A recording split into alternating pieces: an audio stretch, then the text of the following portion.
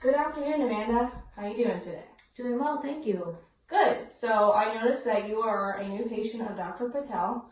So in order to get a background on you, I just have to ask you some health history questions as well as do a general assessment of you. Okay. So are you okay with that today? Absolutely. All right. Can you tell me if you have any skin conditions that you're aware of?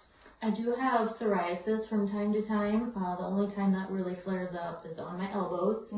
I don't really do anything for that. Otherwise, no other skin conditions. Okay, awesome. Have you had any types of moles that you're aware of? Or I noticed that you have freckles. Are you watching those closely to make sure that they're not changing in color, pigmentation, or anything like that? Not to the best of my abilities. I do have several suspicious moles that have been checked out before. There is a history of cancer, skin cancers in my family. All right. So I know I'm already at risk. Yes. Yes, you need to make sure that you are monitoring those pretty closely and going to the doctors regularly to make sure that those are being checked properly. So, do you take any medications for any type of skin conditions? No, I do not. No, okay. So usually if you were to notice that you did have a mole, which you said that you have a couple that are suspicious, the thing that you need to be watching for is change in color, change in, like if it's tender, if it's dry, increase in a rash or itchiness around the area, or anything of that nature. Okay. Good thing to keep in mind. Yes. Okay, so now I'm just gonna assess your skin. Okay. Looks like you have pretty good pigmentation. Like I said, your skin's nice and pink, a little pale, but that's pretty normal around this time of year. You do have some scattered freckles that I can see. We talked about your lesions. Your temperature of your skin is nice and warm, as it should be. So, your skin tuber is good. If I take and kind of pinch you, you can kind of tell whether somebody's hydrated or not if you pinch their skin, and yours is fine. Okay. So, I'm also going to take a look at your nails. So your nails are nice and clean. You want the nail bed to be about 180 degrees, and yours is there, so it looks fine. I'm just going to, your nail bed is also nice and pink. And your nails are clean, nothing to be worried about there. I'm going to check your pap refill, which is just to see that your heart is pumping properly and getting blood to your extremities. So yours is good, less than 2 seconds. Okay, so for the next part of the assessment, I'm going to be assessing your head. And so I'm just going to be feeling your hair and looking at your skull and then your general facial features to make sure that everything is looking okay. So your hair is brown, it's nice and evenly distributed, you don't have any patches. I'm going to palpate your head, which just means touch. Any tenderness? No. No, okay. And your hair is a little thin, but it looks to be fine. Okay, you can put your head back up.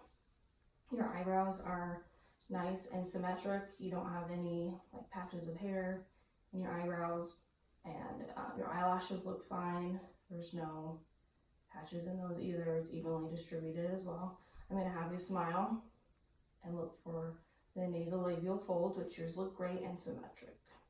Now I am going to just take a look here. I'm checking for your temporal pulses. Yours are fine. I'm also going to have you open and close your jaw. Good. Now I'm just checking for the range of motion there. Your neck is midline. Your muscles are nice and tight and symmetric. I'm going to have you do a range of motion. So I'll just have you move your head forward and backward. Good. And then from side to side. Good. And then I'm going to chest how strong your muscles are of your neck. So I'm going to put my hand to the side and you press it away. Good. And the other side. Good. And I'm also going to check for your thyroid. So, it's going to feel here and ask you to swallow. Good. So normally we can't feel somebody's thyroid. Yours is a little enlarged, so we'll have to run an extra test to evaluate that. But so make sure you come back and follow up with us about that. Okay, good. All right, now I'm going to listen. Actually, I'm going to feel your carotid arteries, and then I'm going to listen to them. All right, you got a good strong pulse on this side. And you've got a good strong pulse on that side. So now I'm going to listen to your carotid arteries for a bruit, which we don't want to hear.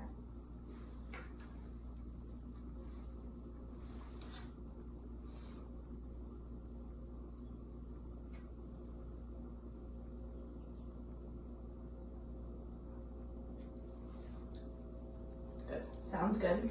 Now I'm going to take a look at your lymph nodes. So for your lymph nodes, I'm going to start here, which is the preauricular lymph node, and then your postauricular lymph node, and then I'm going to move down into your superficial cervical lymph node, and then your deep cervical lymph node, and then your posterior cervical lymph nodes, and then your clavicular or subclavicular lymph nodes, and then your submandibular lymph nodes, and your submental lymph nodes, and your occipital lymph nodes. Good. Now I'm going to test your eyes, or just ask you a few questions about your eyes. So do you wear glasses? Yes. All right. When was the last time that you had a checkup? A few months ago. Okay. Do you feel like your prescription is working for you? Mm-hmm. Good. What type of, like, how's your vision? Do you have any double vision, blurry vision, seeing halos, spots, anything like that? No. Good. Any eye surgeries? Yes, I've had, I believe, 4 surgeries for strabismus on both eyes. All right. The right eye was not a success, so if I do not focus, it will turn inwards. Okay. So we will move on to some just general assessment. So I'm looking at your eyelashes. Your eyelashes look fine. They're evenly distributed. I am going to just, when I walked in the room, first to assess you, I was watching to make sure that your eyes were tracking where it was going, and they seem to move fine and evenly. I am going to have you kind of look to the side. I'm just looking at the whiteness of your eye, which is known as conjunctiva, and yours is nice and white. You do have little blood vessels that pop out, but that's a normal finding. And then I'm also looking at your sclera, which is white and pearly, so it looks fine. I'm also going to use a pen light, and I'm going to make sure that your eyes accommodate to light. I'm just going to cover one eye.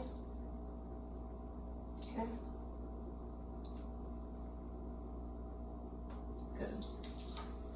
Now I'm going to have you follow the pen light with your eyes, and only your eyes.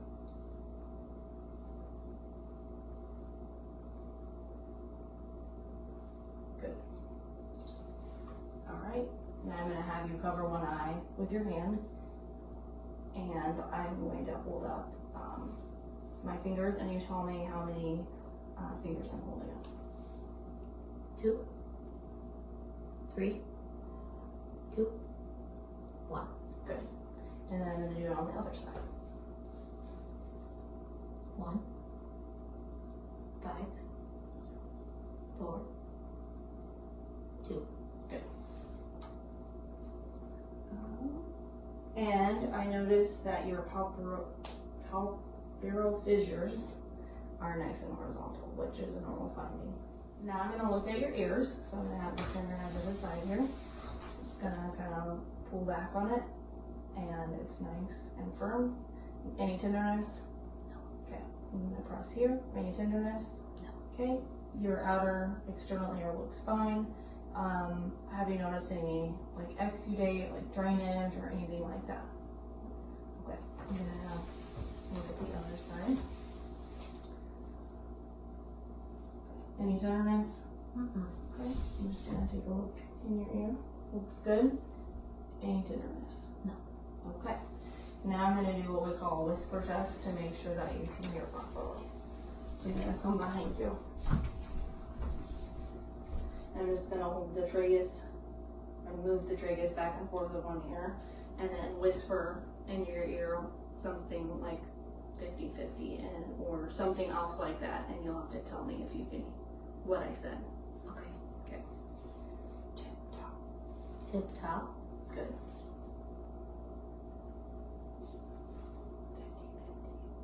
50-50. Good. Now, have you had any history of hearing loss? No. All right. Any environmental hazards that would cause difficulty hearing? My job prior to my current job, we worked in loud biotechnical hoods that I do believe did cause some hearing loss. Okay. But other than that, no. And do you listen to your music loud? Yes. Okay, so recommendation for you is to turn the level down, because studies have shown that prolonged loud music or loud noises can cause hearing loss. So just a little bit of education for you there. So now we're going to move on to your nose. So do you have any history of sinus pain, any trauma, nose bleeding, altered smell, anything like that? Chronic sinus infections. Okay.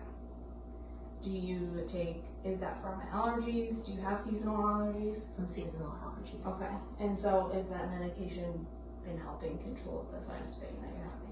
I usually take Allegra daily along with the Nasacort nose spray. All right.